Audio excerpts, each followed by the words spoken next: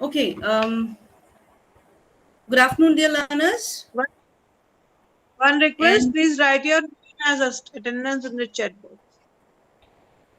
in the message box. yeah, okay. I hope it's very clear to all the learners. You're supposed to write your attendance in the chat box. Okay. Good afternoon, dear learners, and welcome to the MBA online program of the prestigious Indira Gandhi Open University under the aegis of Vidya Bharati Government of India project. Okay. My name is Dr. Sona Nair, and I am going to be your academic counselor for the very foundation of your MBA program. Basically, I would be taking a subject which is called the code is MMPC001, Management Functions and Organizational Processes. During the course of the discussion of the subject, you would appreciate the fact that this subject, gives you the very foundations of what management is all about, and the logic of doing your MBA would be, it would become very clear to you. So I suggest that all the learners please take notes during the presentation of whatever queries you have. And when we have time for discussion of the queries and observations and questions that you might have, please bring them up and then we'll have a discussion. It would be more fruitful if we are able to, discuss queries and doubts and have little interactions in between, for which I would allow. And you would enjoy the subject. So most probably, we would have small discussions or interactive sessions towards the end of the academic council. We would also have a query session in the beginning of the academic counseling, so that we are very clear. Nothing is pending as far as queries are concerned. Are you all with me on this? I hope you've all understood. And shall we start off with the academic counseling session? Yes, let's do. Okay, I got a lot of yeses. Thank you.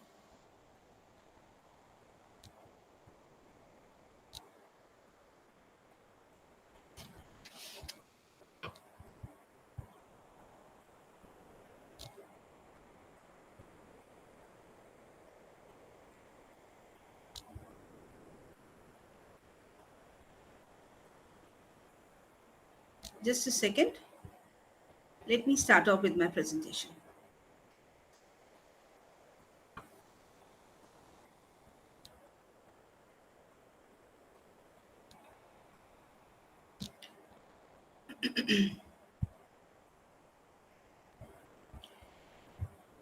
Are you able to see the file that is there?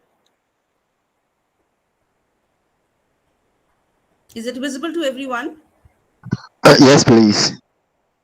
Yes, it is. Okay, thank you. We are supposed to have a PPT presentation, but sometimes there are issues, in being able to see the PPT in different regions. So what we've done is we are using a PDF file instead of the PowerPoint presentations. So that there is no technical issue as far as visibility of the file is concerned. Okay, the notes are concerned. Okay, I think you must all be aware, and it has been discussed in the induction meetings also, that every subject that we are going to look at or study during the different sessions of the MBA program, every session is divided into 4 blocks. And each block has a systematic arrangement of units which are related. Similarly, in this subject, which is MMPC001, Management Functions and Organizational Processes, we have 4 blocks. We are going to look at each block in an academic counseling session. Okay. So today, we are going to start with Unit 1, which belongs to the first block. And let me give you a small review of what we are going to discuss. In this unit, we are going to define management, describe its purpose, identify the nature of management, understand the characteristics of management, distinguish between administration and management, also understand the influence of management on an organization, and analyze the functions of management along with whatever challenges are going to be there when we look at management as a function. Okay. So in overall, we are going to have a small introduction, a brief introduction of what management is all about. What do we understand by management? We need to be aware of what all characteristics are associated with management. So if you look at management as a person, what are the distinctive, what is the description of that person? Okay, let us come straight away to what is management. Now, every one of us have been somewhere or the other exposed to something called management, and we are so used to using that word in our day-to-day life that somewhere we do understand what are the characteristics of management and what is the term management all about. But possibly we would, if someone tells us to describe or define management, we would not be able to do it in a systematic manner. So that is the whole objective of the first unit, that we should understand what is the nature of management, what is management all about, right? So management is fairly a very recent field of study in the sense that it has been, the systematic study of management is fairly recent. It has been in existence for quite some time, since, we started living in colonies, maybe when, when we started getting organized, living in colonies and settlements, from there management started. So we can find evidence of management in a lot of, historical monuments, events, wars, civilizations, activities. So it has been there in existence for quite some time. But as a field of study, it has only fairly recently been, looked at, maybe around 200 years or so, 100 years or so, maybe not 200, 100 years or so, around that time. Okay. So if you want to look at management in simple terms, like, layman, your language, my language, what is management? Management is whenever individuals try to accomplish a task, achieve an objective, or fulfill a desire by using whatever means are available at their disposal. What is available at their disposal? Time, space, object, other people, money, all that. It can be termed as management.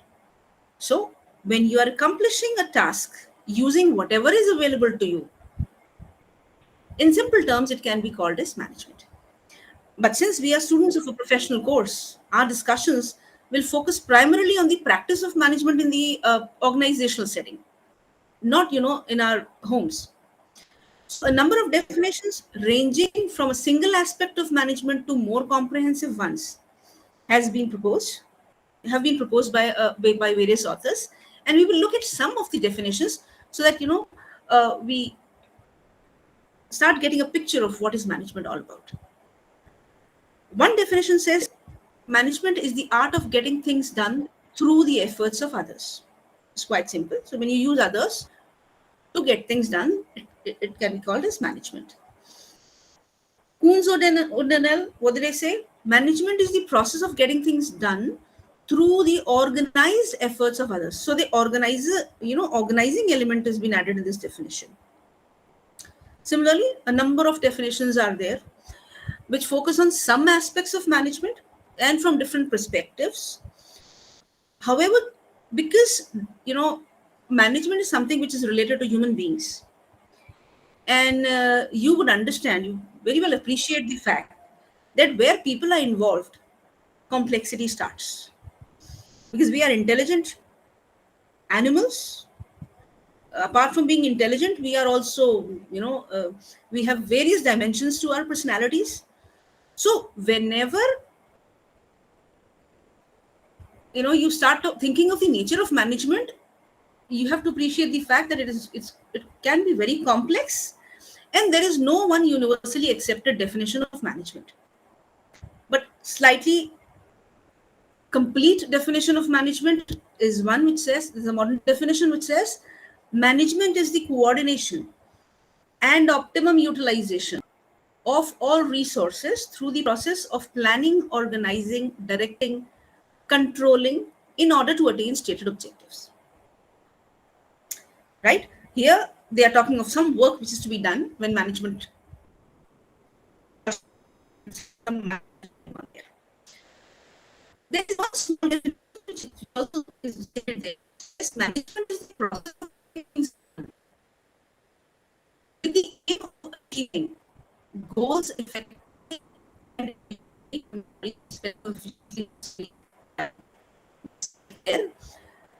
achieving goals effectively and efficiently. And do we need to add ethically also there? Yes. In the modern perspective, efficiency, effectiveness, and ethical aspect also needs to be there. Okay? Are you with me?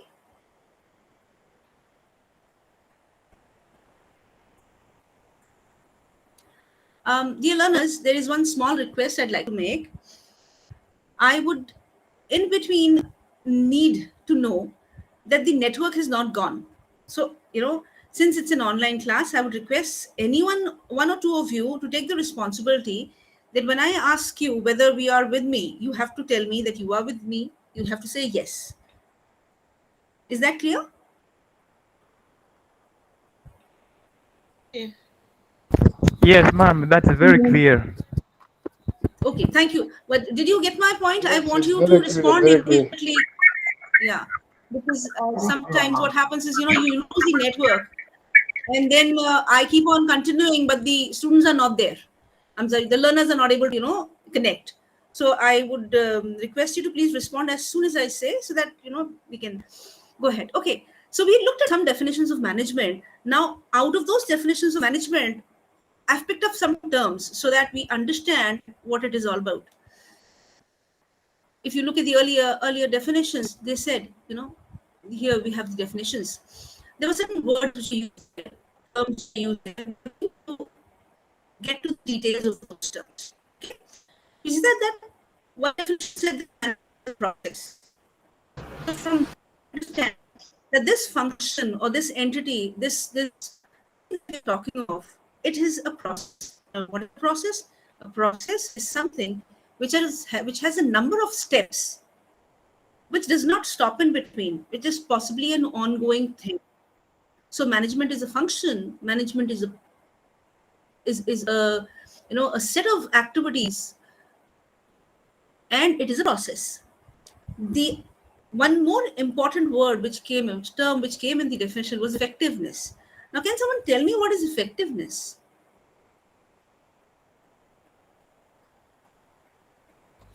Yes, actually, from my side, effectiveness, when we use that term to describe the management, it means that we have been able to achieve the desired result.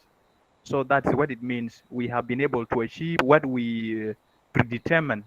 So in management, Okay. if you are effective, if a manager is effective, he or she has been able to achieve the predetermined goal for which they were working. Thank you. Thank you. That's a complete explanation. Thank you. Okay, so effectiveness means that whenever we are thinking of management, we are also thinking of the fact that we are able to we should be able to achieve our goals. Now, as far as definition is concerned, why do we say that? We are using this word because if you're not effective, if you're not able to reach your goals and your predetermined targets, then that means that you have not been able to manage whatever task you're talking of properly. Okay. The third term that we've come across is efficiency. I think you might be very well aware of what is efficiency. Efficiency is when you are. Yeah, I think someone wants to answer. What is efficiency? Efficiency in short means utilizing the available resources efficiently, like using small I'm resources sorry, I'm not without able to achieving. comprehend. I mean, using the available resources to achieve predetermined goals. It's what we call Okay, efficiency. Using small resources to achieve productivity. yes. Whatever resources you have, you are making efficient use of those resources. That means you're getting the potential. What was the potential in the resources you've been able to use those, resources that way. Good. The next term is optimum utilization of resources. Now, why are we saying optimum utilization of resources along with efficiency? Optimum means there's a term called minimal, there's a term called maximum, and there's a term called optimum. Minimum is reduced use of resources, where you are, not utilizing the full potential of the resources. Maximal is when you're overusing your resources and you're wasting and you're creating some kind of a, fatigue from in the resources. And the third term is optimum. Optimum would mean using the resources in a manner where they are not exhausted and they are not underutilized, they are optimally utilized. So when we are talking of management, we are talking of optimum utilization of resources. And obviously the final term is in the definition of management is achievement of organizational goals. So if you are able to do all this, if you're so we are this is all that defines management, right? Now let's come to the next slide. Yeah, this is an explanation. We've already had this discussion. We said that what do you mean by process, what do you mean by effectiveness, efficiency, optimum utilization of resources, and achievement of organizational goals, right? Let's come to the a little more discussion on what is the nature of management. You would excuse me if I go very fast. A reason being that I need to cover a certain amount of content. In case that is the reason I said that in case you keep on taking notes on where you are missing something and you've not been able to comprehend something, in the end of the session, we would be in a position to discuss. And since the matter is in front of us, I don't think there's a problem with the comprehension angle also, right? Now, there's an important sub-area where, people talk of the management as a science or, a form of art. So this discussion is always there, and people get into debates as to whether it's actually a science or an art. So let us look at that also. What do you mean by a science? A science like mathematical sciences, the physical sciences, the biological sciences. There are a lot many sciences, which we study. But what are the distinguishing features of a science? Science is a systematic and organized body of knowledge based on logically observed finding facts and events, and it includes exact principles which can be verified. It can establish cause and effect relationship. So whatever sciences we study, they have been systematically developed, and they have been observed over a time. Of the findings have been repeated and verified and have been uh, established by a whole lot of people. Only then it has been kind of fixed that like this theory exists, right? So all these sciences have been developed in the same manner. If you pick up any of these sciences and you today someone is sitting in Uganda, if you go ahead and test a theory and I test a theory over here, the physical sciences, or so you will find the same result. Why? Because it has been verified a whole number of times, and whatever has been verified over a period of time and in different places, only that is considered as science. Okay, so what are the features of science matching with management, in the sense of why can we say that management possibly is science? Because management is also a systematic body of knowledge. There are some things in management, in the study of management, which have been established over a period of time. A lot of people have checked and verified those findings, and then it has been recorded as being there. The scientific principles in management have been derived after on the basis of logical and scientific observation. Can you give me a second, please?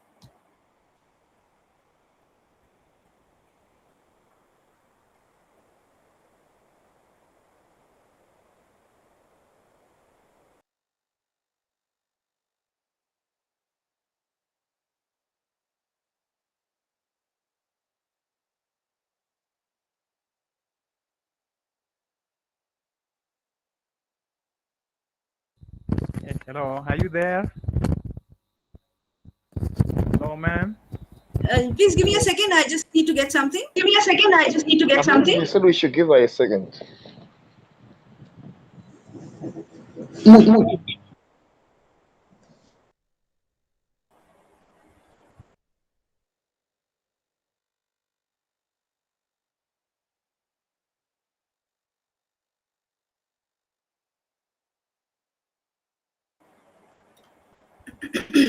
Sorry, I just take a glass of water.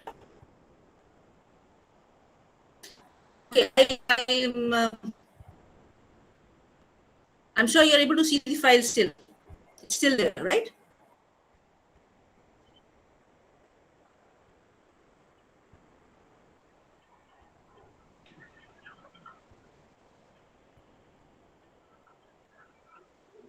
Okay. Now, we said that you're able to see the file? Yes, ma'am, we can.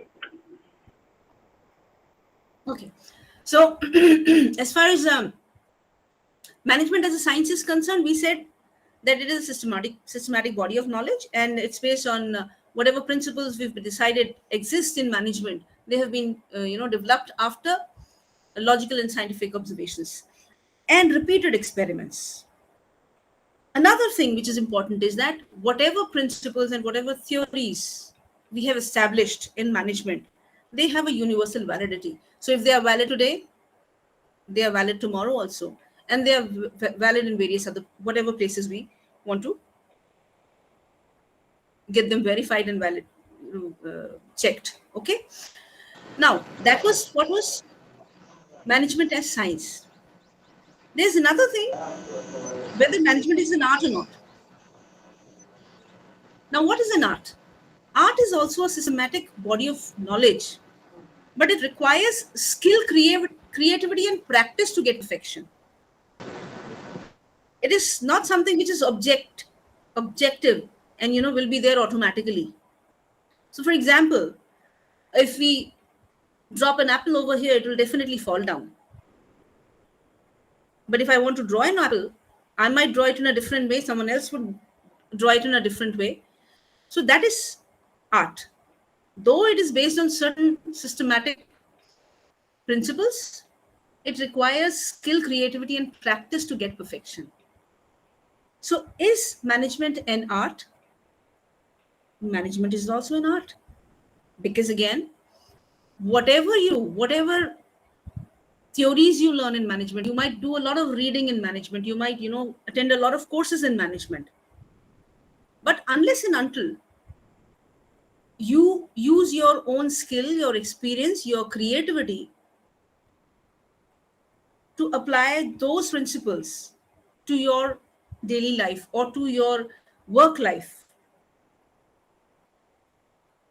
you may not be doing a good job. So ultimately, if we look at science, if we look at management as science or art, what is the conclusion? The conclusion is that management is both a science and an art. It's a systematic knowledge which is based on certain principles, but if you want to use that systematic body of knowledge to achieve your organizational goals, you have to use your personal skill, your creativity, your practice, your subjective judgment, all those things, right? Some other things about management. These are all features of management. One we already know. The first most feature of management is that it is goal oriented. You cannot call anything management unless and until it is focused on a goal, it is directed in some way, then it is mismanagement, right? So all activities performed in an organization are aimed at achieving organizational goals. What kind of goals do we look at in an organization setting? The organizational goals, the social goals, and the personal goals. What are organizational goals? Organizational goals are formulated by the organization. Any organization is not formed without any goal. All organizations are formed, whether it is a 3-person organization, whether it is an NGO, whether it is a government organization, whether it is a public sector, private sector organization. All organizations are formed, brought into being to achieve some goals. And those goals could be survival, profit, growth, social service, community service, safeguarding the environment, whatever. Okay, so there are certain goals which belong to the organization as a whole. There are certain social goals possibly which the organization wants to take up. And there are also personal goals of individuals. What do you mean by personal goals of individuals? Why do we work in an organization? Any individual will not work in the organization to fulfill the organizational goals. They will work in an organization to fulfill their own goals. I work somewhere because I want money. Someone else works somewhere because they want satisfaction and money both. Someone else works for some kind of other benefits. So management is goal oriented, and those goals could be organizational goals, social goals, and personal goals. Right? Second feature of management we've already discussed is process. Management is a process. It is an ongoing process, continuous process. The objectives are accomplished. And when the objectives are accomplished, we formulate more objectives. Then we start working towards those objectives. Any organization is not formed, to be shut down in a year or so. All organizations, when they are formed, everyone wants. Like we want to live full life, an organization also wants to live. An organization also is thought to be there forever.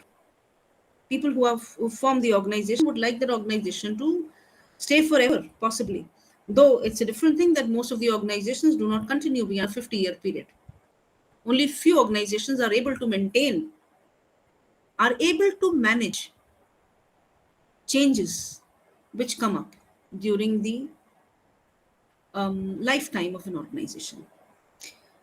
Features, the third feature of management, it involves decision making. Anything related to management involves decision making.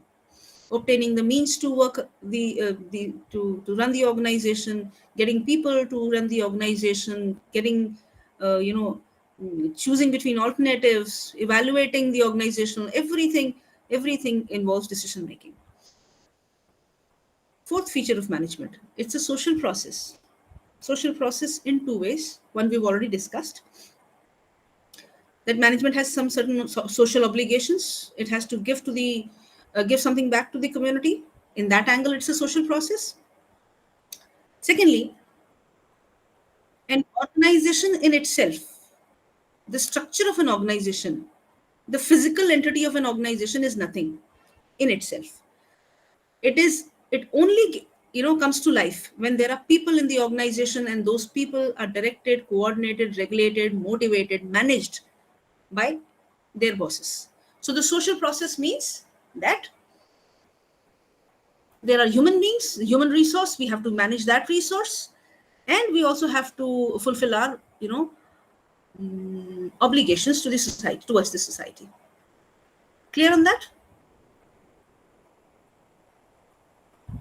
Yes, ma'am. Okay. How many people do we have in the meeting as of now?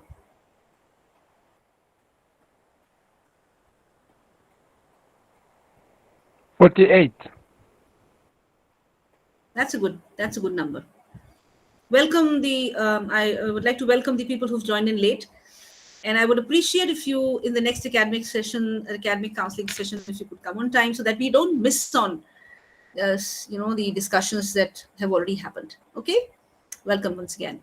Okay, so next feature of management is group activity and effort. Would mean that management cannot be done singularly. Any one person, if they think that they would be in a position to achieve a lot of things without the efforts of other team members or other people in the organization, they would be it would be a misleading thing.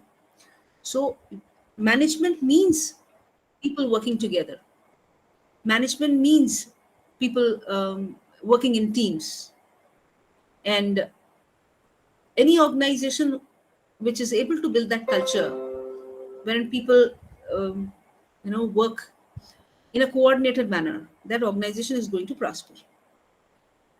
Next feature of management is it's a distinct entity. There are a lot of things happening in the organization. The production function is happening, financial analysis is happening, a lot of other things, lot of things are happening.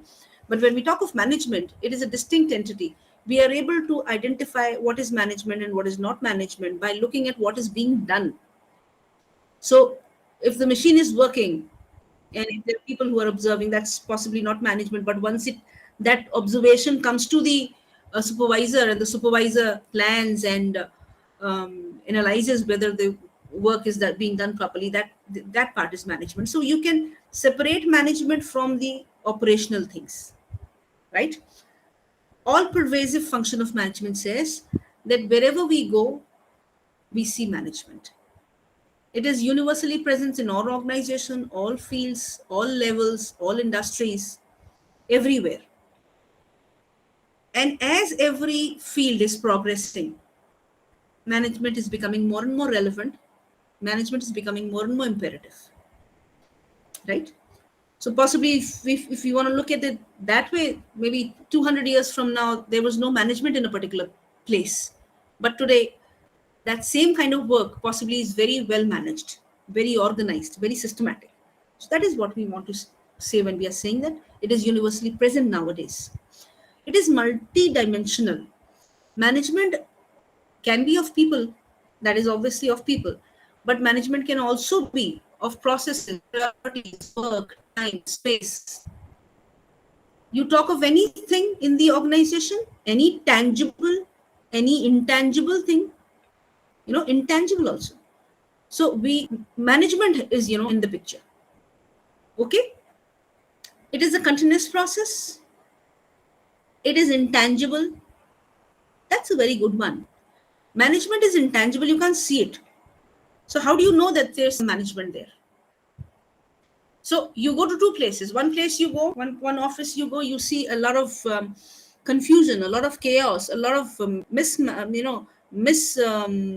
handling of things. So we can say that, there is mismanagement there.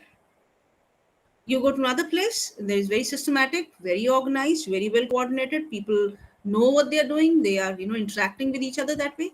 That place is is managed well. So management, basically, you can look at management on a gradient also. It cannot, something cannot, in the sense that something is not exactly absolutely white and absolutely black. There can be various shades of gray in between. So similarly, management is a relative term. You can say that some place is better managed, some place is not managed well. Okay. I think some other features left. Dynamic. Now, since the environment is ever changing, laws, technology, competition, political factors, technology, obviously we've mentioned. So the environment is very dynamic. And when the environment is very dynamic, the people who are managing things, people who are doing things in an organization, they have to be proactive. They have to be smart enough to work in the changing environment. So that is the reason we say that management is dynamic. Management is composite. We will come to the functions of management, where there are a lot of things that we need to do when we are thinking of management. There are various functions of management, and those functions of management involve various dimensions and various aspects of the working of the organization. So when we are talking of composite function, when we are saying that management is composite, we mean to say that you are not only planning things, you are doing other things also. There are a lot of things that you have to do if you have to take the organization forward, and you have to fulfill the organization's objectives. There is another important feature of management where we already said that management has to be effective and management has to be efficient. But for proper management to take place, there has to be a balance between efficiency and effectiveness. Possibly you will take a path which is not, let's take an example. You want to get good marks in an examination, You can do it in a variety of ways. Some ethical, some unethical. And you might possibly want to, do something very efficiently. Maybe you may not reach the goals and objectives. So efficiency and effectiveness only have a meaning when they are balanced, and they will help you when they help you achieve organizational goals through optimum utilization of resources. Am I clear till here?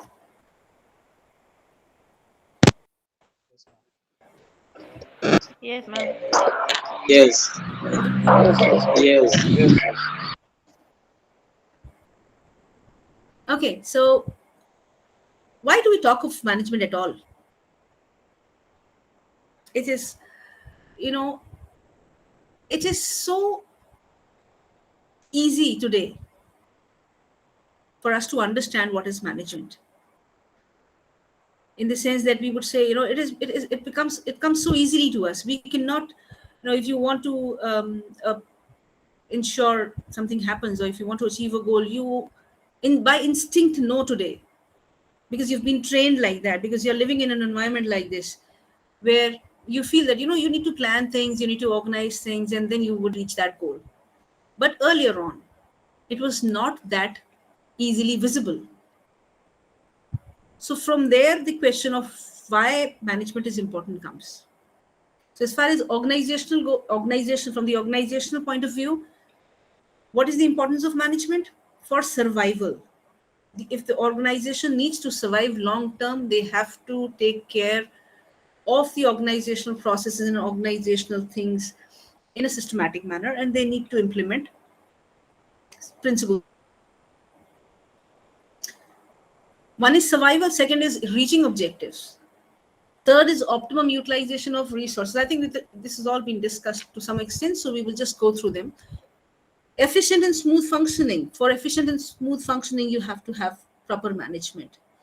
To adapt to changing environment and achieve your objectives in the changing environment, you need to have management. Whatever problems turn up, whatever conflicts come in, you have to, manage them systematically.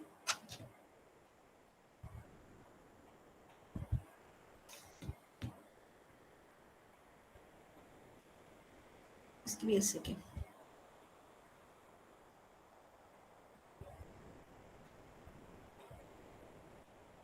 Management guides and controls a lot of things in the organization. This is a very good point here. Competitive advantage. It provides competitive advantage.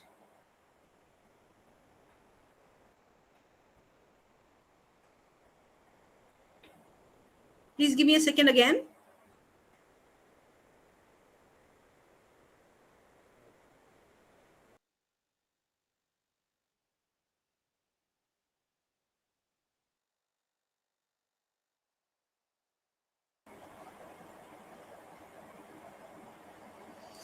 Okay. Yeah. Provides competitive advantage. What do you mean by competitive advantage? Competitive advantage is when we are working, I would like to be interactive and take answers from you, but then because of time limitations, I think I'll have to run through, and then towards the end, I'll ask you questions. So when we are in an environment, we are not alone in an environment. We have a lot of people who are doing similar work like us. So if we are producing a particular X product, a lot of other companies might also be producing that product. Okay, but now our objective is to earn profit or survival or grow in the marketplace. When we want that to happen, we obviously need to be better than the others. So in simple terms, when we are better than the others, the other organization who are doing the same kind of work, in some way or the other, it could not be always in everything. You cannot be better than the others in all the aspects of organizational working or in the marketplace.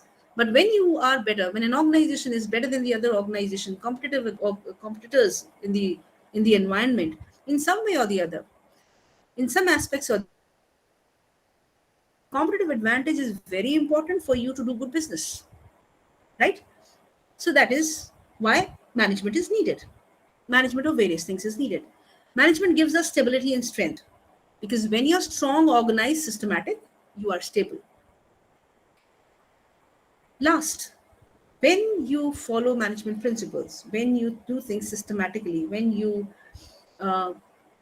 follow a particular pattern of behavior, organizational behavior, people in the organization develop, they get trained to do better work, right? Because organization is not run by only a couple of people. It is run by a lot of people at different levels.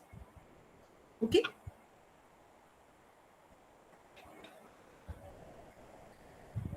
The next thing that we need to talk about is challenges for management. We said that management is important. There are a lot of things management helps the organization with, but there are also a lot of challenges for management,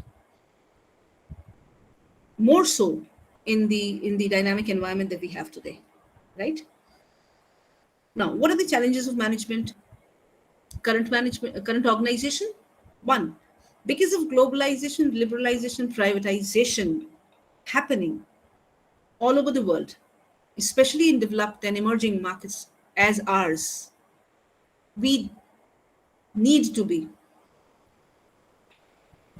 able to adapt to the changing guidelines, regulations by global agencies and by the government or the legal system, right? When we have to do that, we have to do a lot of homework, lot of work internally to be able to adapt to those environments, to those guidelines. Second challenge is the environmental factors. Look, the environment is, like we said, very dynamic. It keeps on changing now. There are a lot of factors. There is technology, there are legal aspects, there are political influences, there are economic influences, there are socio-cultural influences on an organization, on the working of an organization, on the products and services they offer in the market. They have to take into account all these factors. Some of these factors are specific, some are general, some are predictable, some are not predictable. Some can be controlled and some cannot be controlled, which have to be kept in mind when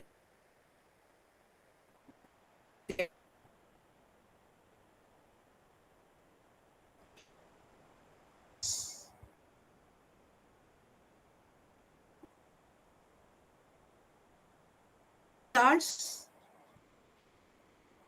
Maybe not all have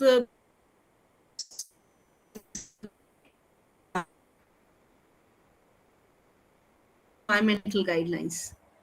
Earlier on, there was nothing, as far as environmental concern was, there was no environmental concern. But now, those have come into play. Obviously, indirectly, organizations, is that consumers are changing now. They are more informed, they are smarter than before. And since they have been exposed to a lot of products, a lot of markets, a lot of organizations, working in their area, they've become more demanding. So when they become more informed, more smart, more demanding, the organization needs to go one step further to be able to satisfy them. Because unless and until consumers are satisfied, no organization can progress. Growing competition. Earlier, there were very few players in the marketplaces who followed the rules of the game. Now there are a whole lot of competitors, maybe catering to some segments or the whole marketplace, or everywhere. And maybe they're not following rules of the game. A lot of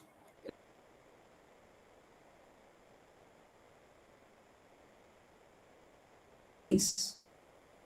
Technology. One. Some new technology comes up.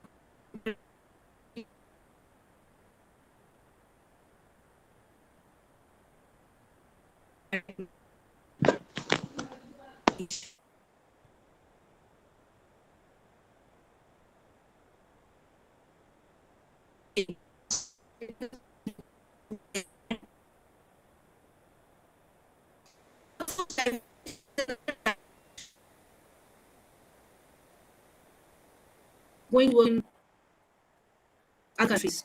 There are a whole lot of people moving from one place to another. There are a lot of women in the workforce now.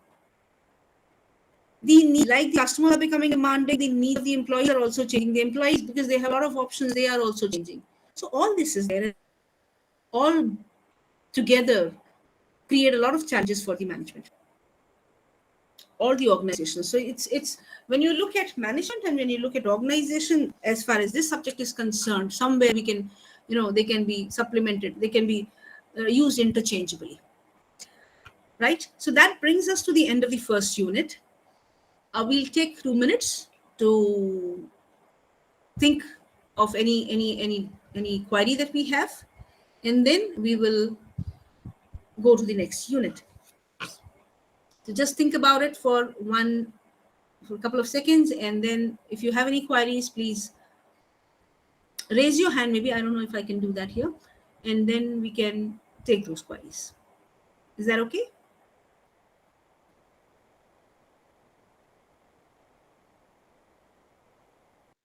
Yes, no, it's okay.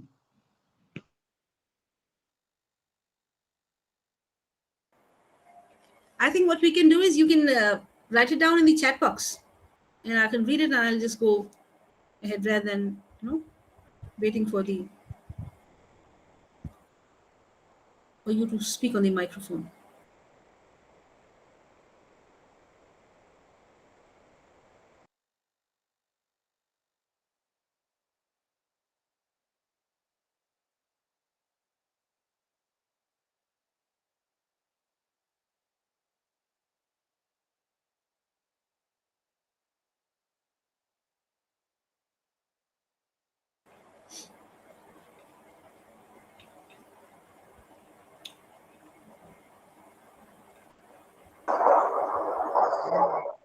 My name is Samaila Jafar from Nigeria.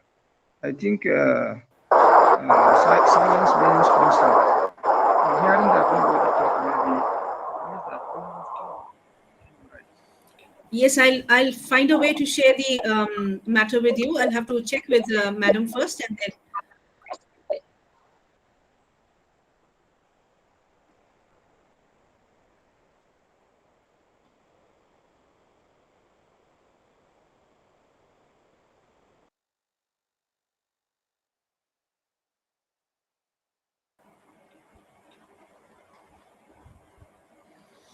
Okay, Yusuf wants to know how globalization, liberalization, and privatization can be a problem. Now, if you look at it in general, these three trends lead to a change in the environment and the requirements from the organization. What do you mean by globalization? Globalization is when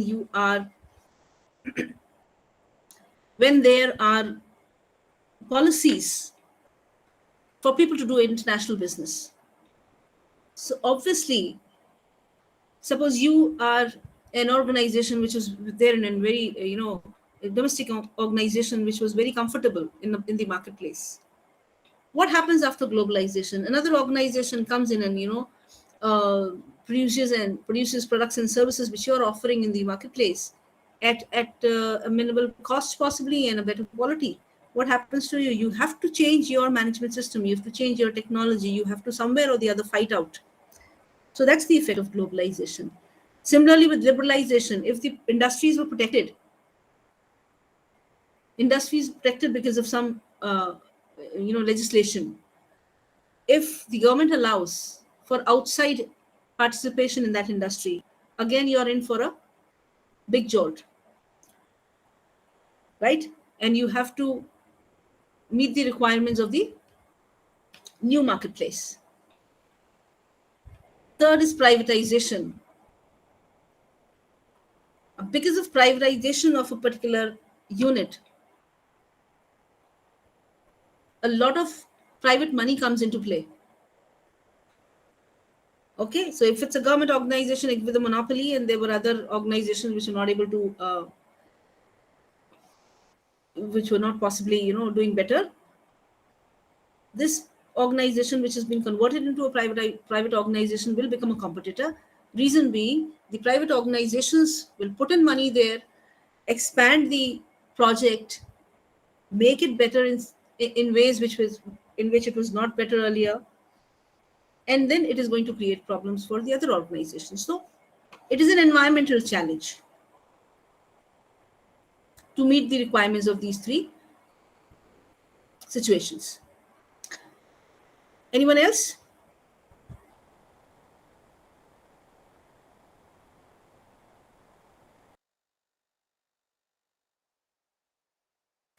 Okay, so I think we'll go ahead. Let's come to the second unit. Now, as I said, the second unit is basically about management's evolution. How do we know what we know today? Okay, so there are various theories of management. There's been a lot of work in the field of management, and this work or research work in the field of management has led to what management is today. Right? So the different theories of management, we'll be looking at those theories of management in unit 2.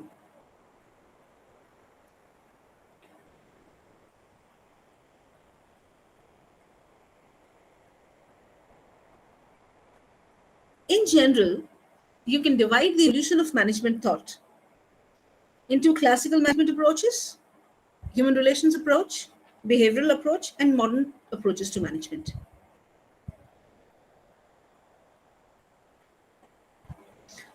Right? In the classical management approaches, now look, as I said, management as we know today has developed over a period of time. So there was a time, and during this development of management, the focus has changed from efficiency to human factors to the realization that these two can be managed by managers, to the modern approaches which say that, if an organization has to be successful, if an organization has to achieve its organizational goals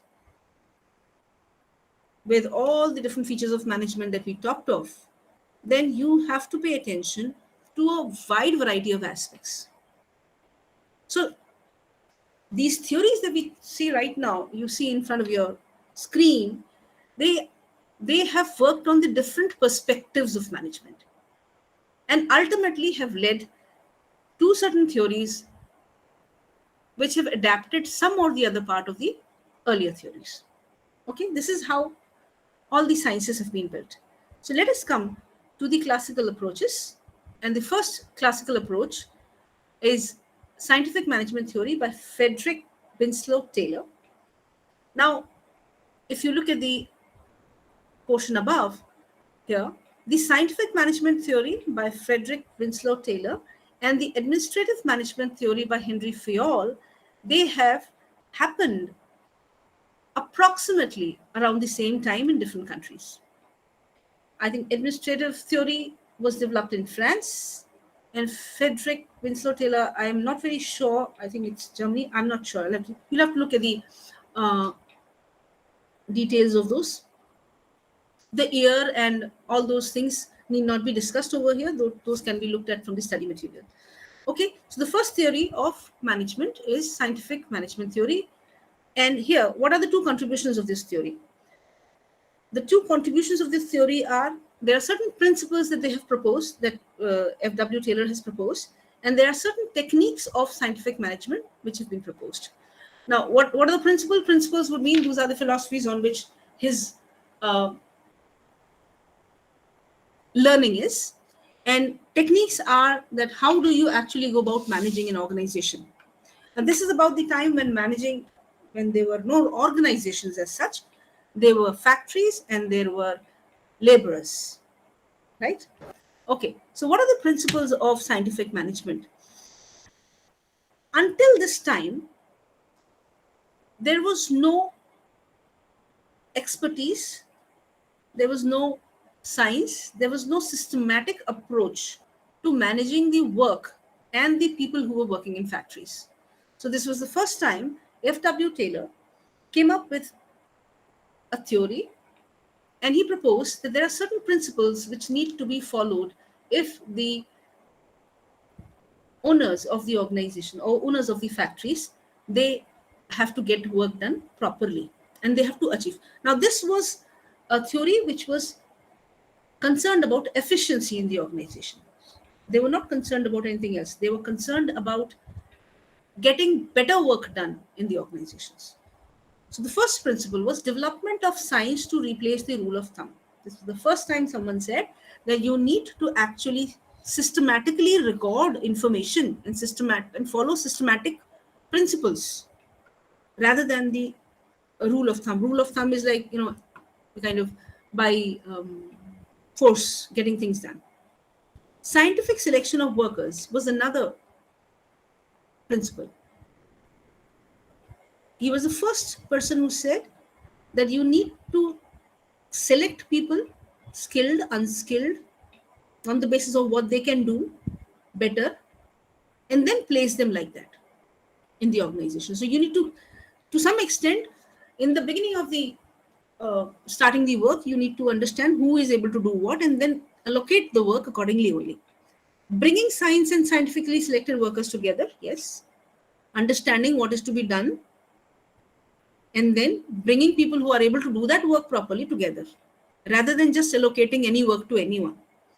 And division of work and cooperation was another principle. People need to be given different work. Planning needs to be separate from doing. Now look, it looks like very common sense to us today that we have to plan our work and then do it accordingly. Everyone, you cannot just get people together in a room and tell them to do a work. It won't work.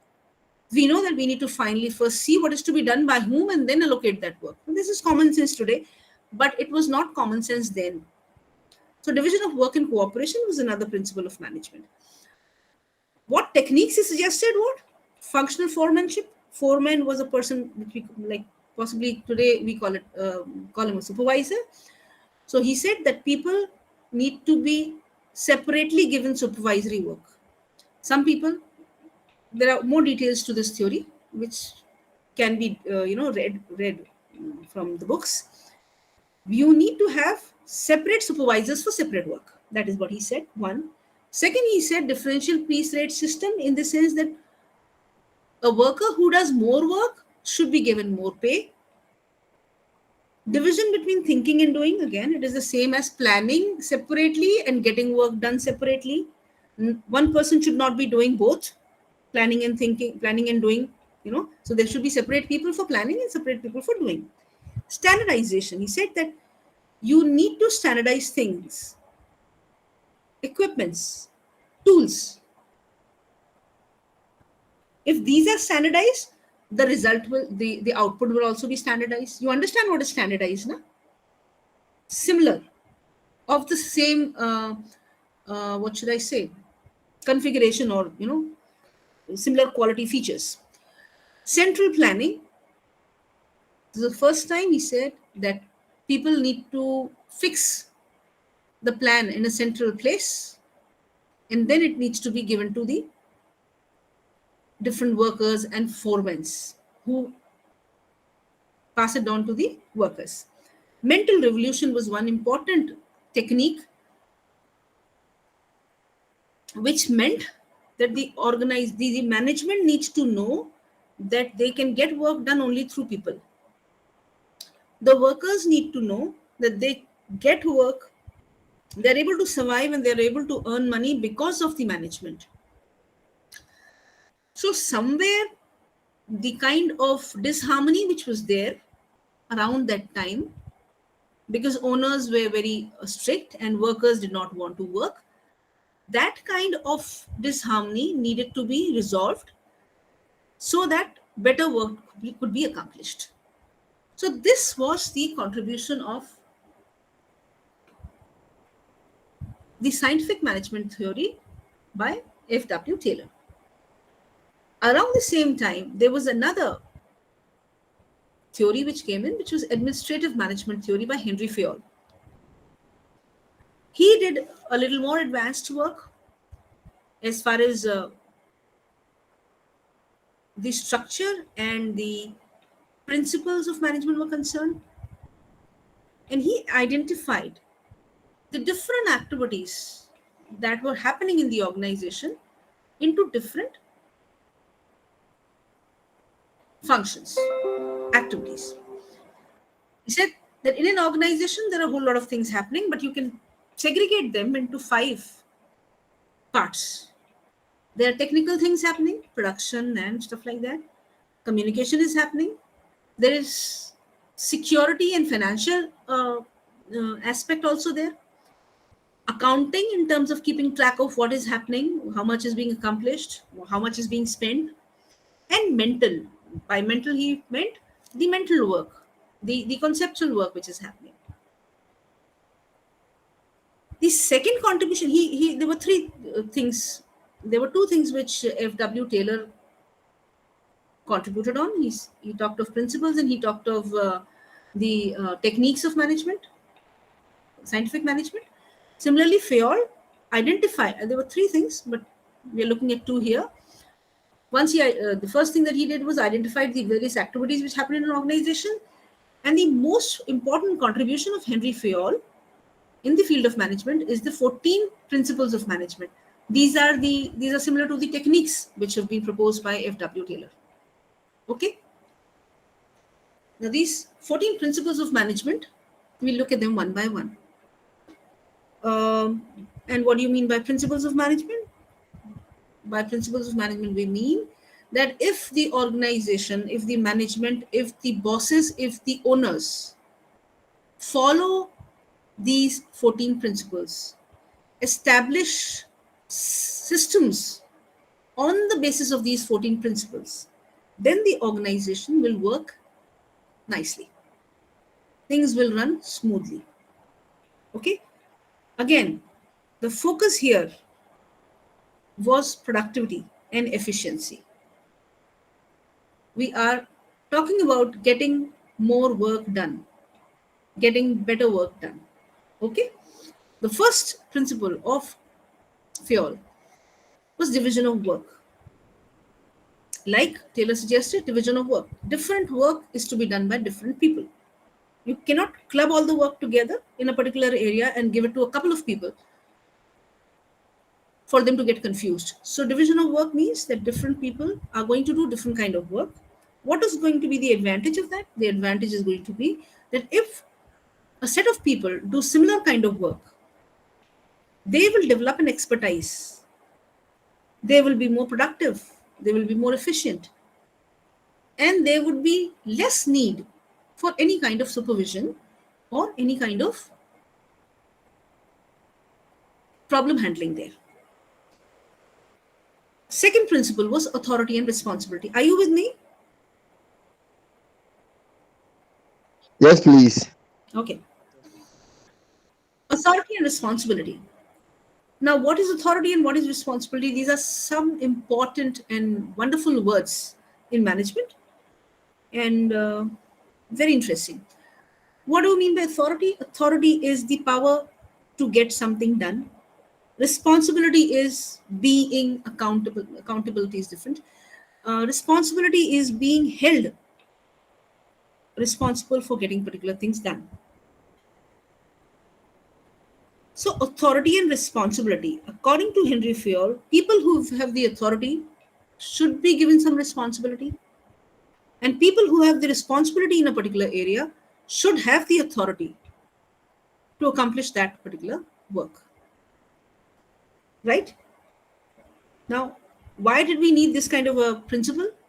Because possibly around that time, people who had work to be accomplished, people who had to be doing some tasks, they did not have the power to arrange the resources or arrange things which were needed to get the task accomplished. So that is why this principle was needed, that authority has to go with responsibility, and responsibility, if someone has, they have to have the authority to get things done. Right?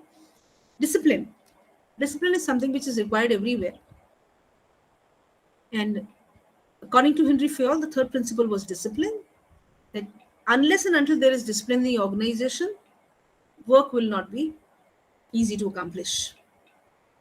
Unity of command. Unity of command is giving directions or orders.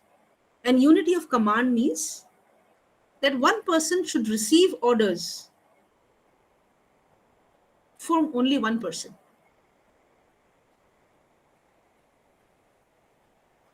why do we need to again say establish this as an important principle? Because if there are two supervisors, we talked of functional foremanship in the earlier theory. If there are two supervisors, one supervisor is planning and the other supervisor is responsible for the productivity, then there are two supervisors handling one set of workers, and it becomes very difficult for them to actually, there's going to be conflict, confusion, and inefficiency. So unity of command means that whatever it is that the worker or the subordinate needs to know has to be coming from only one person. That is unity of command. Unity of direction. Every person in the organization should know how their work is related to the objectives or goals or targets to be achieved. So they should know how their work is related so that they are able to accomplish that work without any confusion. Next principle of management, subordination of individual interest to general interest. General interest means the organization's interest, the department's interest, or interest of the entity to which we belong. An individual interest is our own interest and a worker's interest. So according to this principle, in case there is a clash between an individual's interest or what he wants, he or she wants, and the interest in general of the organization, in that case, the individual interest will have to be kept aside. So that is what is meant by why do you say that? Because if individuals start giving more importance to what they want rather than what they are supposed to do, how is the organization going to accomplish things? There are going to be confusion and chaos. Remuneration of personnel has to be fair. That is another principle. Remuneration of the personnel has to be according to what they have achieved. Centralization. What is centralization? Centralization is the concentration of power. According to Henry Fayol, centralization and decentralization need to be balanced in an organization in the sense that there are certain areas which have to be centralized and there are certain areas where the freedom has to be given to the workers to accomplish their work. Right? So some areas like finance, some areas like overall setting of organizational objectives, these need to be centralized. And as far as production is concerned, as far as those areas are concerned where people have to be given some freedom to get their work done, in those areas decentralization has to be followed. Scalar chain is another principle of management. It means the line of communication which is in the organization. The line of communication means not everyone is going and talking and discussing things with everyone. The communication is flowing in a particular manner. The subordinate knows to whom he should talk to get some information or guidance. Similarly, in the whole organization, the communication network is set up in such a manner that people know how to communicate, how to get the information from one place to another. Order. What is order? Order is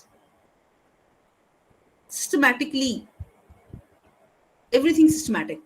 Now, there's a phrase which depicts this principle of management. A place for everything and everything in its place. A place for everyone and everyone in his place. Right? What do you mean by this? There has to be a system of putting things and people in the organization, and they should be available in the place where they're supposed to be. Only then they would be available when they are called for or when they are, required.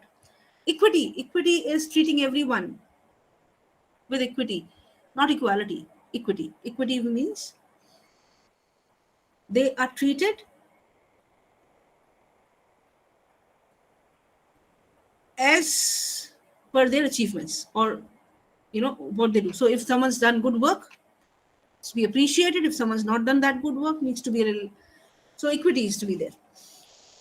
Stability of tenure. For anyone to be able to show that they are doing good work, they have to have some kind of a duration established, so that they are not under pressure every time that, tomorrow I have to prove myself. Not like that. Stability of tenure means that people have to be given some time for them to, acclimatize themselves to the organization and then start working, and then show that they are capable of handling that work. Initiative is one thing which should be promoted in an organization, according to Henry Fayol. What is initiative? Initiative is giving people rewards, getting people to understand that in case they come up with creative ideas, in case they take up more responsibilities, in case they are, doing work which is not in their area, they would be appreciated and they would be dealt with accordingly.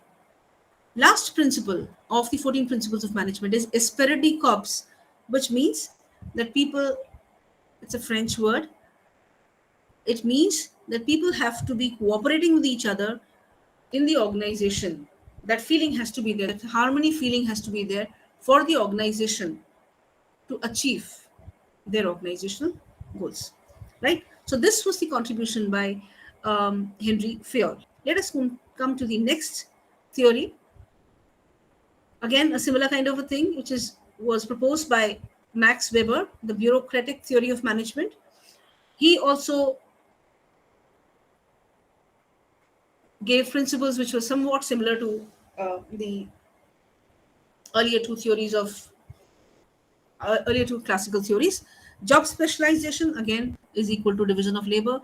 Hierarchy is a principle where people know their different levels, that level systems created in the organization so that things flow in a scalar chain.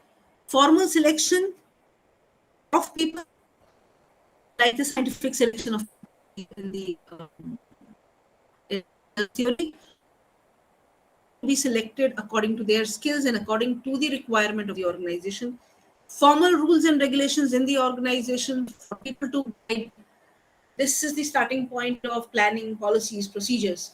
So formal rules and regulations should be set up in the organization so that people know exactly what all policies are there in the organization. And in certain circumstances, if they are not sure exactly what is to be done, these rules and regulations guide them. Impersonality would mean impartiality in the organization, very objective treatment of people in the organization. Career orientation means giving people the freedom to grow in the organization in the various areas they can grow according to their skill sets, right? Now, these three theories, along with another theory which is not there in this slide, let me mention that also. Yes. There's this fourth theory under the classical management approach, which is not there in this slide. It's the fatigue studies by Frank and Lillian Gilbreth. Now, this theory, if you can read it, it's a small contribution, but yet nonetheless an important one. This is a husband and wife team, and they were the first people in the history of management to start working about finding out, and they are also known as the originators of the time and motion studies. They were the first people who started research on what is the best method of doing some work. Okay, in the sense that there could be, if there's some physical task given to 10 people, those 10 people will do that physical work in 10 different ways. But if we study those 10 people and other maybe hundreds of people, we will find out that, getting that physical task, which has somewhere around 10 steps, or, which can be getting that physical task to be divided into 10 simple steps, and then identifying which step is to be done first and which step has to be done next, so that that work is accomplished within minimal time and minimal fatigue or exhaustion, minimum cost. Those are the fatigue in time and motion studies, right? That is the origin of time and motion studies. So you can read that also. For now, let us come to So that finishes the classical management approaches. There could be other contributions also given in different books, but these are the main 4 classical management approaches which we have covered here. Let us come to the second approach to management. I mentioned earlier that the classical management approaches were basically concerned about improving the efficiency of people in the organization or improving the productivity of factories, right? Now, but the second set of theories, when they came up, they found out some different things. They focused on another aspect of organizational working, right? And the origin of that was the human relations, were the Hawthorne experiments by Elton Mayo from Harvard University. And this is called the human relations approach. The history of this Hawthorne experiments is like this, that there were some productivity issues in the General Electric plant in a place called Hawthorne. And these people, Howard and his, Elton Mayo and his colleagues, were called upon to find out exactly what are the factors which are, kind of acting as a barrier to productivity, and how do we improve the efficiency of workers. So since they were conducted in Hawthorne, they came to be known as Hawthorne experiments. And a summarized form of what they did was, when they went to the factory, they worked with various conditions to see the impact, various working conditions and physical conditions, to see the impact of those conditions on the workers. This was like improving the lighting of the place, including lunch hours and rest hours in between, and maybe flexible timings and stuff like this. So they experimented with all these things, and they wanted to find out and analyze the impact of all these various changes on the efficiency of workers. And during this experiment, they came to know, they got to do there were some findings which opened their eyes in a different area. So when they were conducting all these changes in the factory, it was basically a group of girls on which who were in the, I think, the assembly line, on whom these experiments were done. When these various conditions were changed, the team observed that the productivity of workers improved. Coming to some of that. And but experiments were somewhat over. These people, these workers on whom experiments were being conducted, they were sent back to their own places. In the sense that they were removed from the experiment area and they were sent back to their own original places in the factory. But what was observed was that even after they were sent back and all the working conditions were brought back to those of the earlier time when there were no experiments being done, the efficiency of these workers, remained better.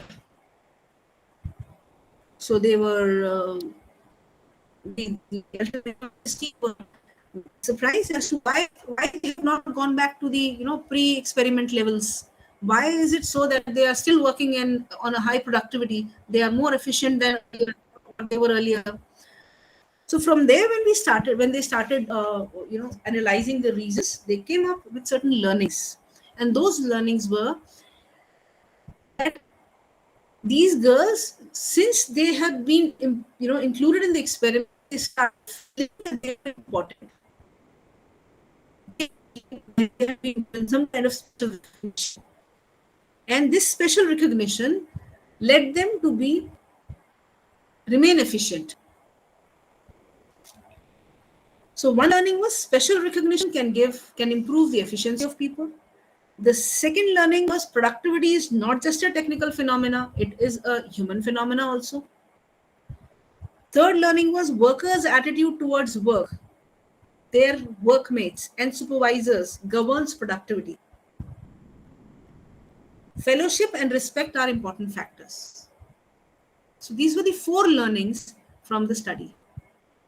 And this was the first time in the history of the management, development of management, it was highlighted that not just the physical conditions of the workplace, the human factors also, and the recruitment angle also, the attitude, and the kind of relationships people have between them, that also influences the productivity of people.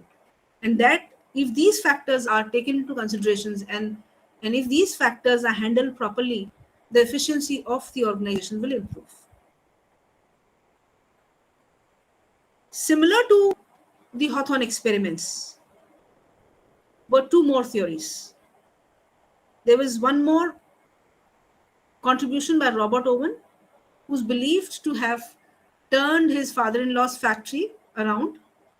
It was making losses, and when he took over this factory, he made some changes where he focused on the human factor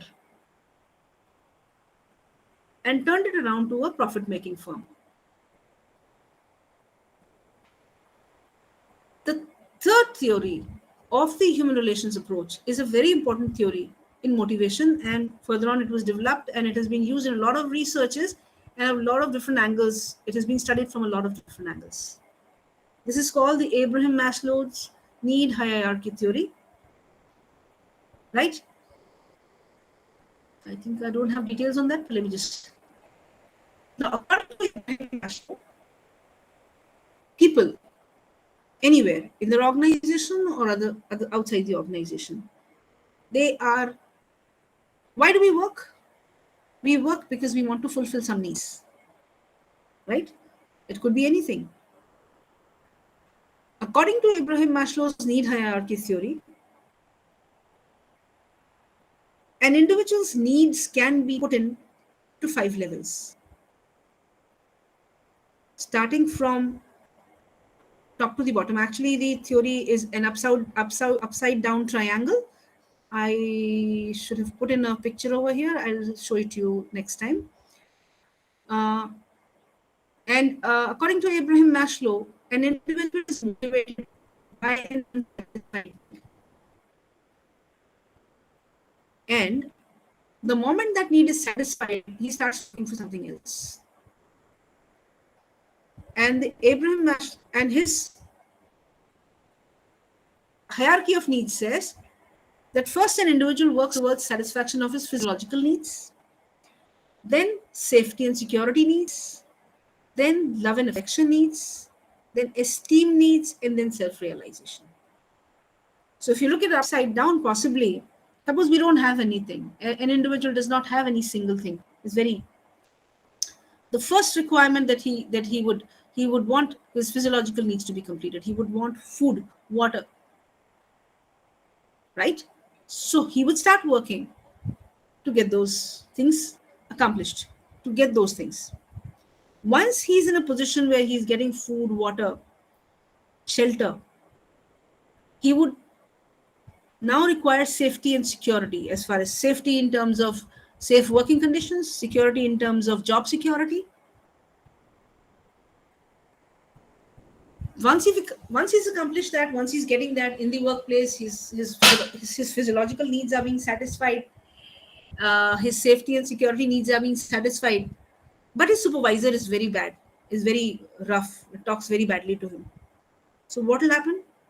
He is not getting that, affection, and he does not have any good workmates. So now what will he do? He'll think that, look, I'm getting this, but I need to get a good environment where I'm able to make friendships, when I'm able to meet with people, when I'm able to interact with people. So he might switch to a job possibly where he's getting good working conditions. Once that is complete, now he's got some experience and his other needs are satisfied, he would want people to respect him. He would want a position. He would want some nation. That's complete. He has reached a stage where all his basic needs are complete. Now he will work towards ensuring that whatever he's learned, whatever he has, he's able to utilize it maybe for the society, maybe for someone else, Maybe he wants to share his knowledge. Those are self-realization needs. So Abraham Maslow's need hierarchy theory is a very important theory. Now, there's another angle to it. Not every individual will start from the physiological needs. For someone whose background is such that his safety, security, and physiological needs are met, he is not going to pay too much attention to. He may start in the middle of the hierarchy. Okay, but majorly any unsatisfied need will be the driving or the motivating factor for an individual to be working in. And if the organization and management wants to get some work done from people, they need to understand where they stand in the need hierarchy theory, in the need hierarchy levels. It's not necessary that individual not esteem. It is not necessary that every individual not affection and friendship. So a major output contribution of this theory is that the management needs to understand people working in the organization, the kind of people working in the organizations, or maybe individuals. They need to understand what needs drive that individual. And if they're able to understand those needs, they would know how to manage those individuals. Right? So this was the human relations approach.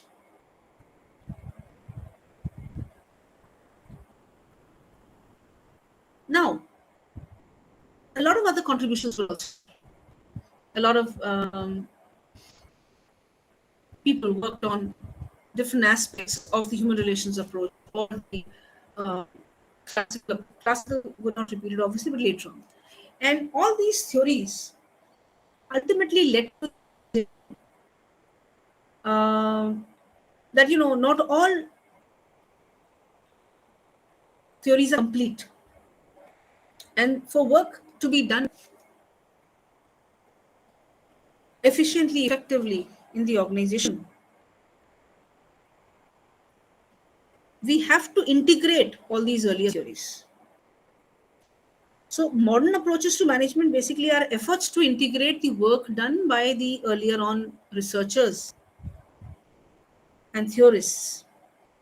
And majorly there are two theories of management, modern theories of management. One is the systems approach, which views the organization as a system. I think it's been a little monotonous. Let me ask you a question. What is a system? What do you understand by a system?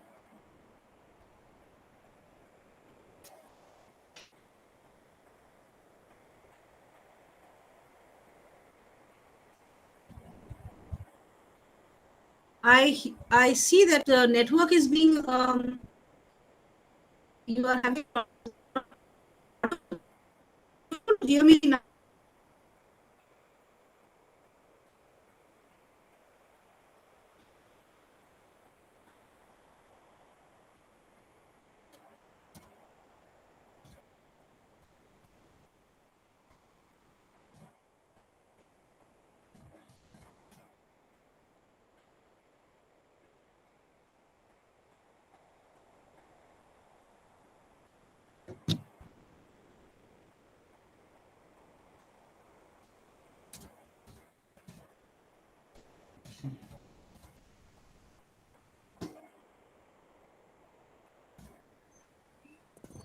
Yes, I can hear you.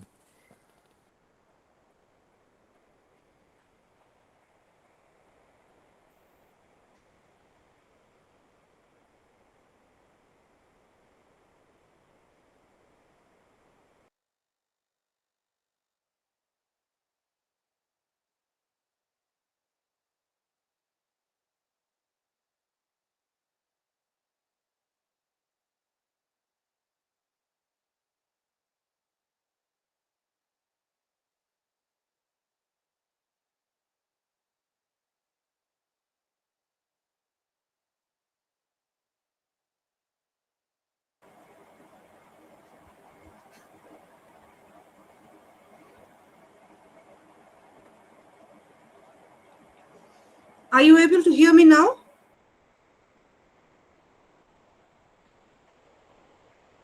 Okay. So I asked Yes, you what please. is, yeah, thank you. I asked you what is a system, and a couple of people have answered.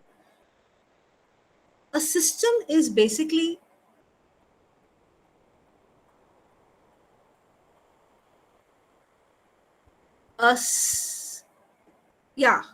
someone answered interconnected components which are interconnected and independent on each other, right?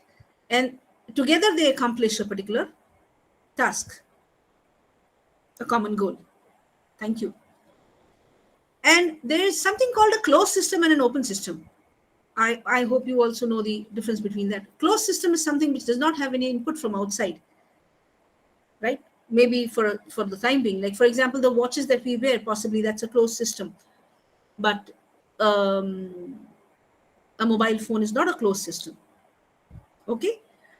According to the systems approach, an organization is a system and an open social system because it exists in the society and takes inputs and gives outputs to the society. It's formed of interdependent parts performing different functions. These interdependent parts are tasks, people, structure, and technology. They all come together and they are interlinked and form a unitary whole. And as far as focus of the management is concerned, the management has to be focusing on all aspects of the organization.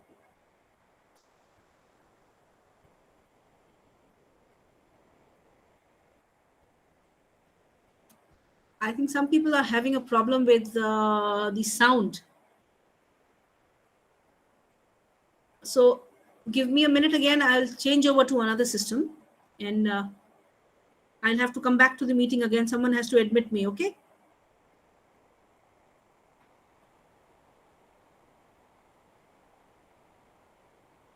Okay, okay.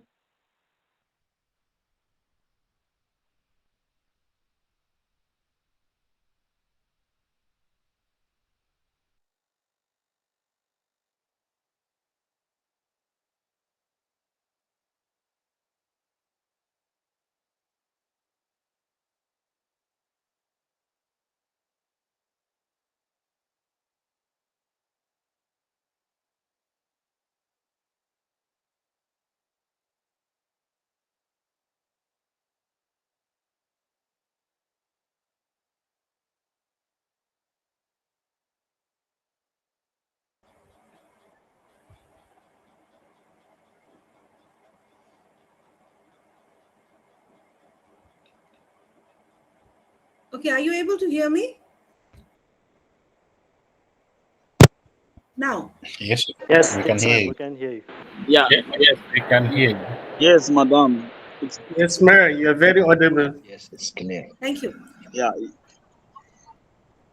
Okay, so I was saying that for the systems, according to the systems approach, the organization is a social system. I'm sorry, it's a system which is an open social system, which has a lot of interconnected parts, a lot of people, tasks, structures, technology, processes.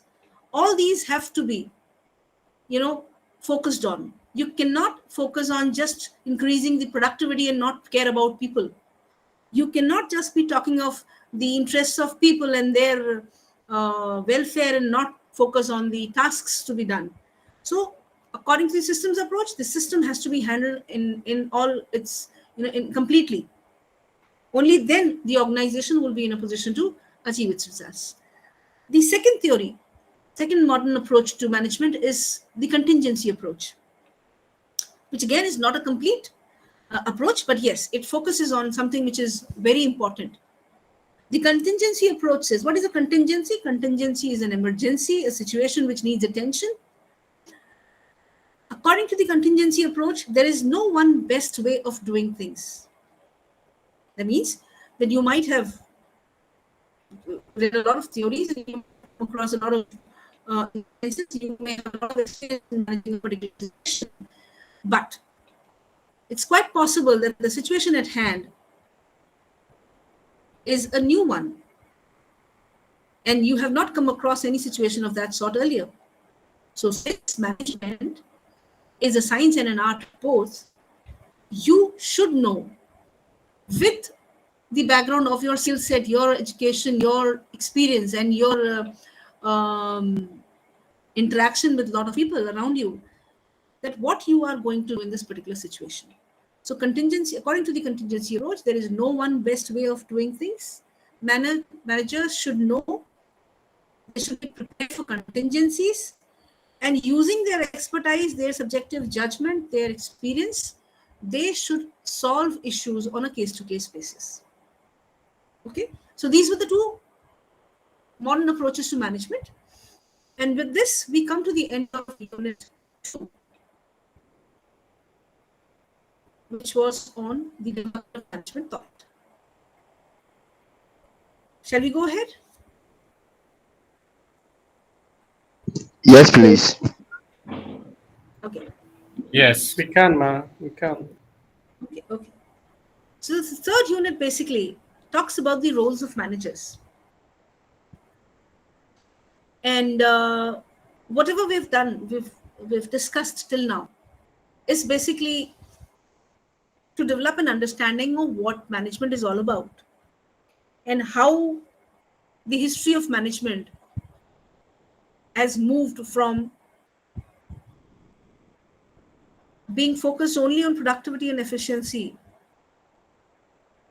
to a human factor approach, to the fact that everything in the organization is important. Processes are important, people are important, and the whole organization has to be looked at as a system to be managed in a in a way that we are able to achieve the organizational objectives. And who does that? So all this, who is doing? All this is being done by managers. Now, when we say managers, what kind of people are we talking of? Oh, who is a manager, by the way? A manager is any individual in the organization who is trying to, again, let's come to the definition, who's trying to follow a process after making, optimal utilization of whatever resources are available with him or her to achieve some goals or targets or aims or objectives which have been allocated to him or her. So if it's a person who's taking care of the security of the organization, that person is handling different equipments, is handling people who are helping him out. So he's a manager. A person who's taking care of production work and has supervisors reporting to him, has workers reporting to him, has certain processes to take care of, certain manual work to take care of, he is also a manager. So a manager is anyone.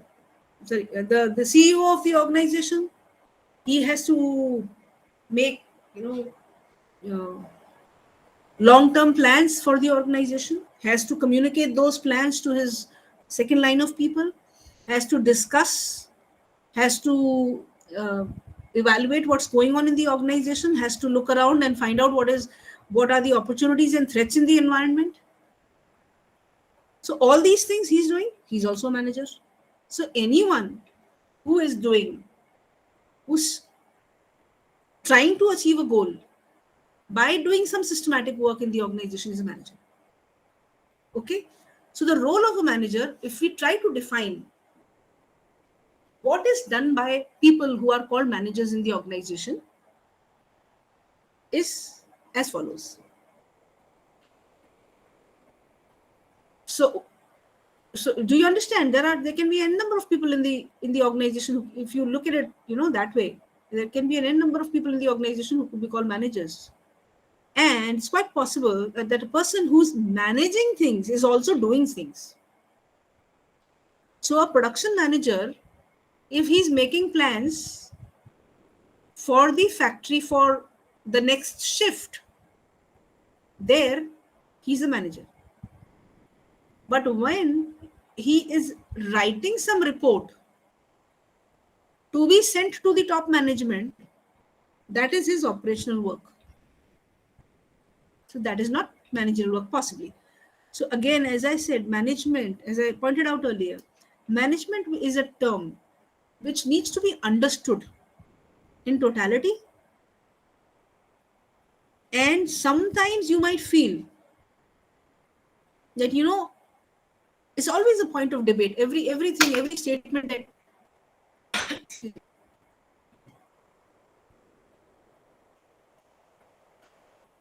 people can say that, what you're talking is, you are not describing management. This is not management. This is operational work. This is, manual work. So those kind of discussions can happen. And if we have those kind of discussions here in this academic counseling session, it will be very nice. Anyway, so let's come to what all roles a manager can play.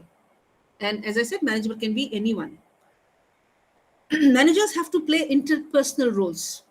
They have to work with people. Since they're working with people, playing intermediary roles. They can be the figurehead of the organization. Figurehead means the person who is looked at as the head of the organization. He has to be leader for people with whom he's working. They look up to him for guidance, look up to him for help, they look up to him for training, they look up to him for motivation. Anyone in the organization at all levels, whether it's officer or whether it's the chairman of the group. Another,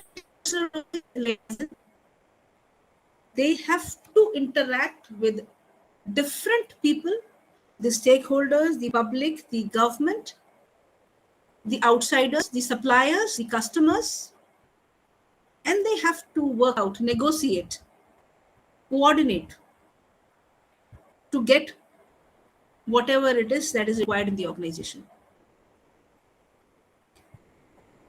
Managers also have to play informational roles. They have to monitor information, because information is a very important component of decision making. And decision making, again, he says, is, as I said earlier, is integral to management. So monitoring information, what kind of information is needed, collecting that, monitoring it, analyzing it, distributing it, that is disseminator of information. Any information which is needed to be disseminated in the whole organization needs to be done. And information has to be timely and appropriate, relevant, useful. Otherwise, it can lead to confusion, information overload, and all kinds of negative things. So, deciding even what is to be disseminated, what is to be told to people, what is to be told in meetings, what is to be downloaded to people, that's also an important role. That has to be played by managers. When there are certain issues with the outsiders, or some information has to be given to outsiders, the public, or press releases have to be given, press conferences have to be handled. In those cases, the manager becomes a spokesperson. Third kind of role that manager does is making decisions. Actually, the manager makes decisions every time. Everything that they do is a decision-making thing. What is to be told to whom, how work has to be accomplished, what is to be planned, whether to work out this alternative or that alternative. That's all decision making. Everything ultimately, brings us to the point that the manager is taking a decision. Anyway, but when you try to categorize it accordingly, managers have to act like entrepreneurs. Now, who's an entrepreneur? Risk taking needs decisions if there's a risk involved. Investment needs a decision. Strategic planning needs a decision.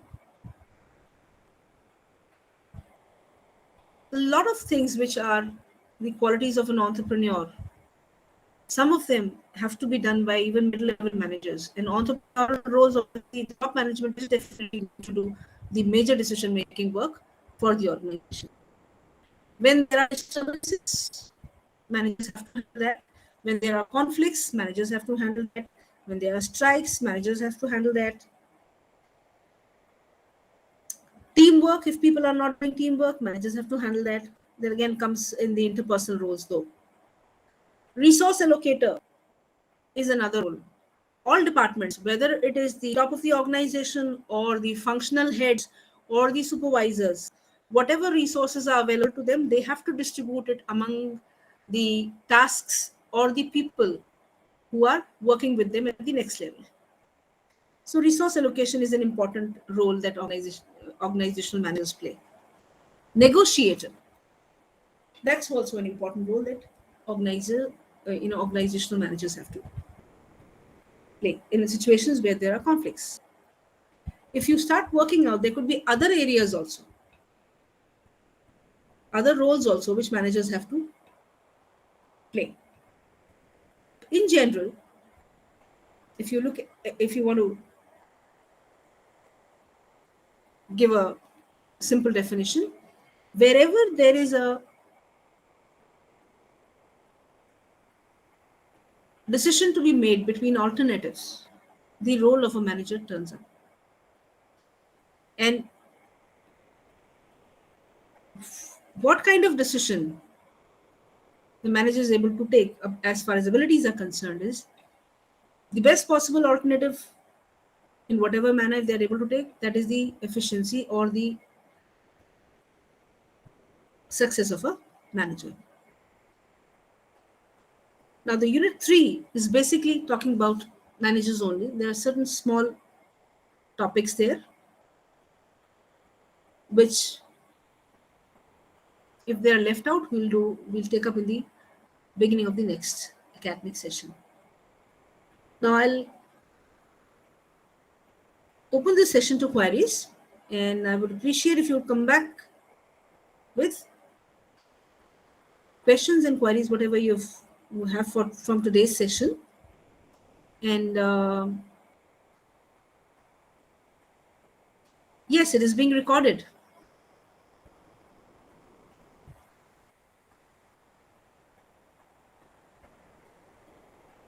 Yes, he represents the organization in external negotiations.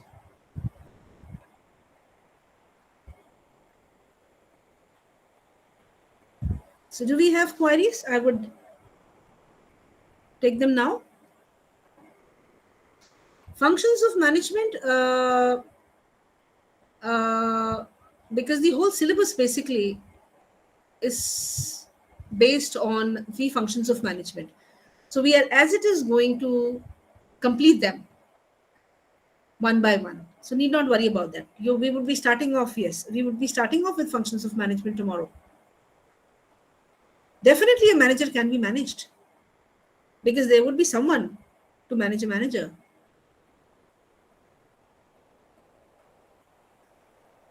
Manager is also a person. He's an employee of the organization.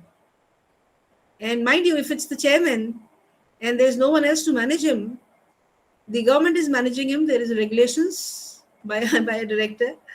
And on a lighter note, his wife is managing him.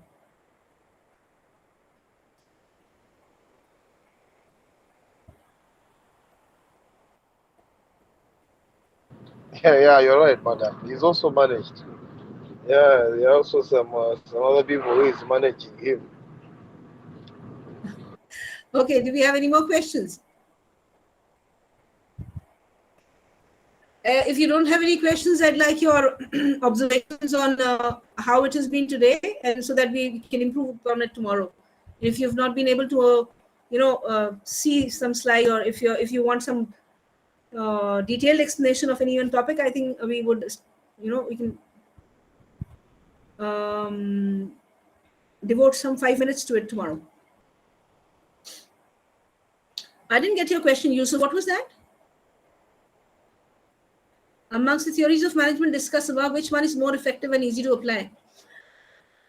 Of the theories that have been discussed above, none of the theories are complete, right?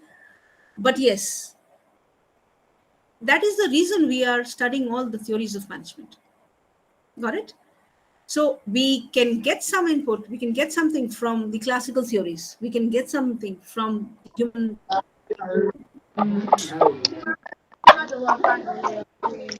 So he's trying to identify where, what theories have been, theories have contributed what. This will lead to understanding, to an understanding with what can apply where. Like discussed earlier in the beginning of the session, management is an art. So you have to look at the science of management. Supplement it with your own experience, judgment. That is where your management person comes in. Which ones are important for examinations? Examinations is important.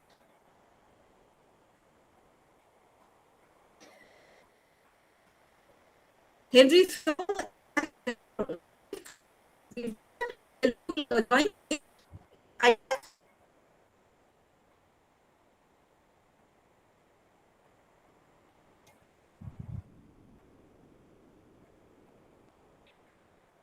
it cannot be dealt with with briefly. Henry Fayol's theory has 14 principles, so it will take some around.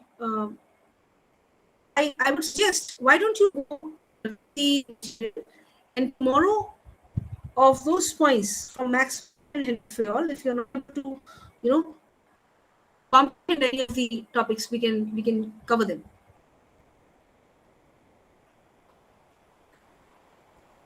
Okay, any observations about the session? If there are no more queries, do we have any more observations? Anything that you'd like?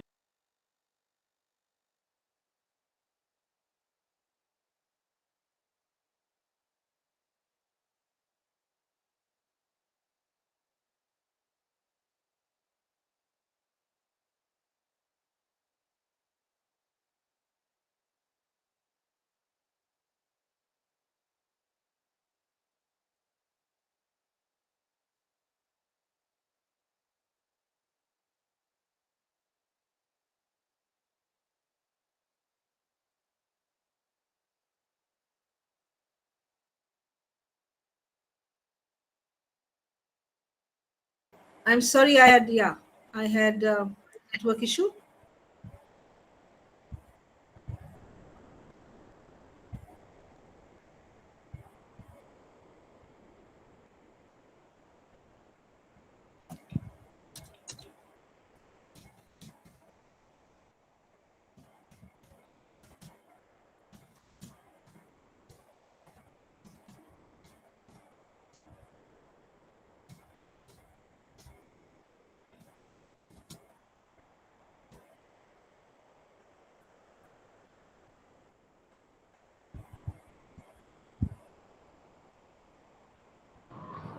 Please, madam, if possible, assist us with handouts. That's why it isn't.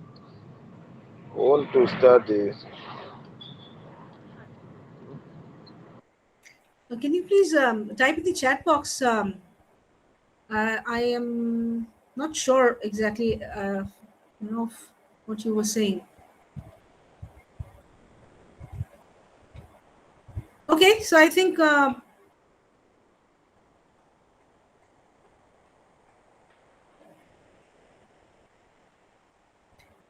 Okay, let's see if there are audio issues. I think I'll take some other. I'll take some precautions tomorrow so that we don't face those explanations. Little explanation about theory X and theory Y. Good. Theory X and theory Y are motivation theories. I think when we come to motivation, I'll be able to I'll elaborate. But then, in brief, I'll tell you theory X and McGregor's theory X and theory Y. They are beliefs of managers about people. So at the moment, I forget which is theory X and which is theory Y, but I'll just tell you in brief. One theory indicates that an individual who believes in theory Y, it seems, is someone who believes that people do not want to work. They are passive workers. Unless and until you force them to work, they will not work. And the other theory, the believers of the other theory believe that people inherently want to work. They enjoy working and they're not, passive workers. So if you give them work, give them independence, they would be motivated and happy to work. These two theories basically are the attitude, show the attitudes of managers and leaders. So people who believe in one theory would, treat people well and get them to work together as teams and in a good manner. They would be more democratic leaders. And believers of the other theory would believe that people don't want to work and they'll be more autocratic and authoritarian type of leaders. So that's it. So we do not have any more questions today because of audio issue on my side. I missed a lot of things. I hope tomorrow will be a good day. Thanks a lot for the... Okay, so we'll see. We'll see what can be done tomorrow so that we don't have these audio issues. And yes, I'll check with Madam as to what can be done about sharing the content with you. And I'll surely see that you get... yeah, please go ahead. Someone's raising your hand. Thank you, Ma. My name is Magaji Abrabi from Nigeria. Thank you, Ma, once again. Today's class has been wonderful. I just wish in tomorrow's class, Ma, you will include the video of you doing the presenting, so that it will be more interactive and we'll even have more time to even concentrate more, I think, Ma. Okay, I'll do that. Thank you. Yeah. So, yeah. Assignments will be given later on. I think that will be given from the university. I would just be with you at the moment for the academic counseling assignments. Someone else has raised a hand. Do we have a question here? Please go ahead. No, madam, it's just to add on what my friend said.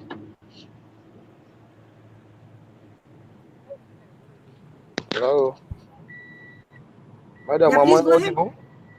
Yes, you're audible. Okay, I was just trying to say, like, we need you to assist us with the slides so that when there's a poor network, we should be able to go through. We can study.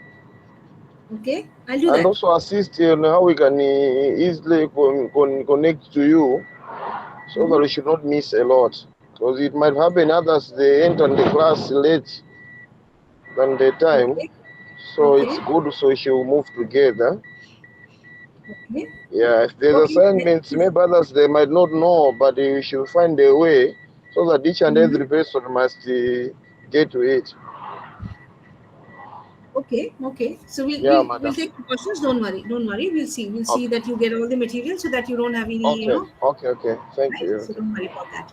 So I think we'll call it a day today. We should be tomorrow. I would appreciate if more people are there, and we'll take up questions tomorrow morning. I mean, like the first time that we meet. Okay. Okay. Thank you, ma'am. Thank you, and we'll meet tomorrow. Thank you. Thank you. Thanks, ma'am. We're grateful.